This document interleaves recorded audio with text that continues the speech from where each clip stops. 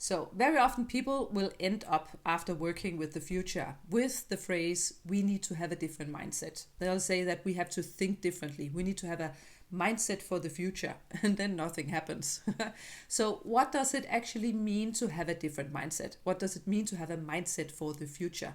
I'm going to give you 5 easy mindsets to apply, and of course I like the final one, which is the mindset of a futurist.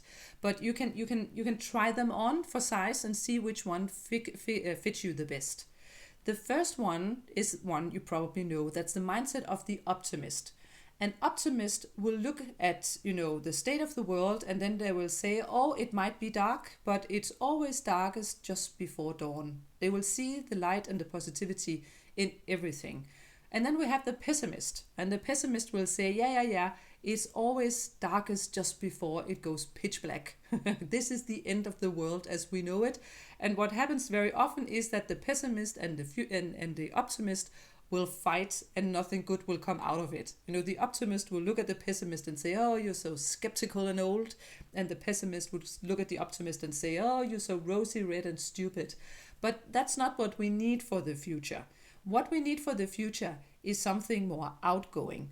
In the middle ground, before those two are going to get activated by you and me and us, we have the opportunist. And the opportunist is a person who doesn't much care about the consequences.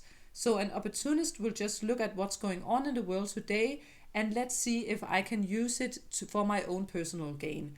Or maybe I just want, because I like to see the world burn, or I just want to have fun, or I just want to earn money. So they will use what is already there, and they will use the trends just to see what happens. That's the mindset of the opportunist. So what comes next is the tourist and the futurist. If you travel into the future with the mindset of a tourist, that would be because you want to explore. You are curious. You actually believe the best about the place that you are going to visit. You would go into a restaurant where you have never been before. You would eat and try food that you have never tasted before. Ooh, look, people I have never met and do not know. I could actually find myself talking to these people. So you would go with that mindset because you want to experience something, and you trust in the world and the universe that if you behave according to the rules of this new world that you are in, it's probably gonna go all right.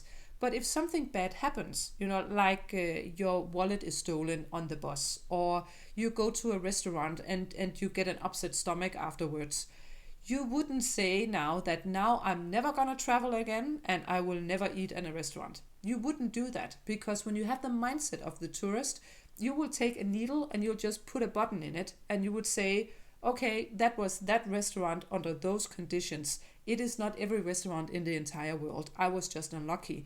And then you would forget about it.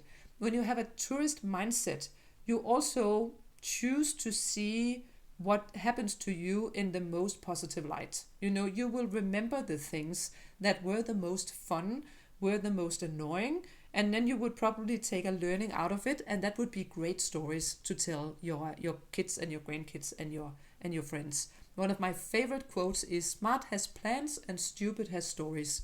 So a tourist ventures in, tries things on for size, and sees what happens, even though it goes wrong.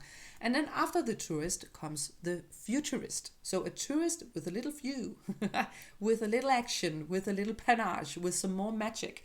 And when you have the mindset of the futurist, you want to do something with your observation. So you might start as a tourist, and you might be a little neutral, and you're just observing, and you're looking, and you're experiencing, and you're tasting. But when you activate your view and you become a futurist, then you take action. Then you figure out, where's the magic in it? Where's my call to action? What is it that I want to change? What is it that I want to impact?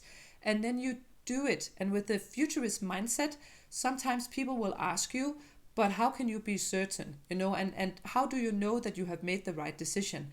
And this is where you utter the magic words, I don't know. That's the futurist mindset. It is to say, I don't know. If I knew, I would already have done it. If it was so smart and nobody could see it, maybe nobody can. Maybe it is only and solely because we venture in and we start building it, collecting it, playing with it, that it becomes real. That's the mindset of the futurist. So a tourist with more fun in it, That is the mindset that we, of course, at Universal Futurists think that everybody should have, because then there are no limits to what is that we can do. But those were 5 mindsets that you can try on for size when you want to change your mind for the future.